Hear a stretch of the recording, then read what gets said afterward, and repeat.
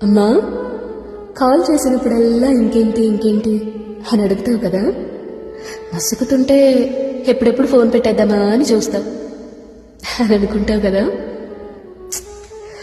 నిజానికి చెప్పడానికి చాలానే ఉంటాయమ్మా, కానీ చెప్పాలన్న మనసే ఉండదు. తెలుసా, నీ ఫోన్ రింగ్ వినగానే అమ్మా అమ్మా తెలుసా ఈరోజు ఏమైందో అని అన్నీ చెప్పేయాలనిపిస్తుంది.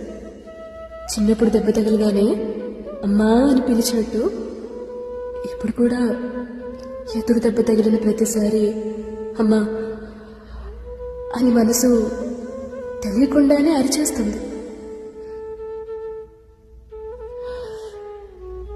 స్కూల్ బ్యాగ్ బరువయ్యి గాయమైన భుజాన్ని చూపించినంత చదవగా బాధ్యతల బరువై గాయపడుతున్న మనసుని చూపించలేకపోతున్నా. ఏం చేస్తాం, కన్నీళ్లు దర్జాగా బయటపెట్టే వయసు కాకపోయింది. కష్టాన్ని మౌనం బద్దలుగొట్టి చెప్పే మనసు లేకపోయింది. ఎప్పుడైనా చెప్పుకోవాలి అనిపించినా అప్పుడప్పుడు చూసే నవ్వు కూడా మాయమైపోతుందేమో అని భయం. అబద్ధం కాదమ్మా, కావాలంటే అమ్మ మీద ఒట్టు, నిజంగానే చాలా చెప్పాలనిపిస్తుంది.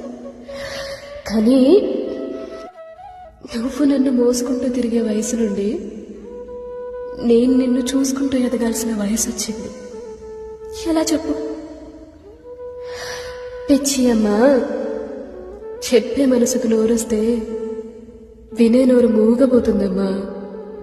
అందుకే ఎక్కువసేపు మాట్లాడలేను, ఏమనుకోకు. సారీ. ఎట్లు నీ ప్రాణం.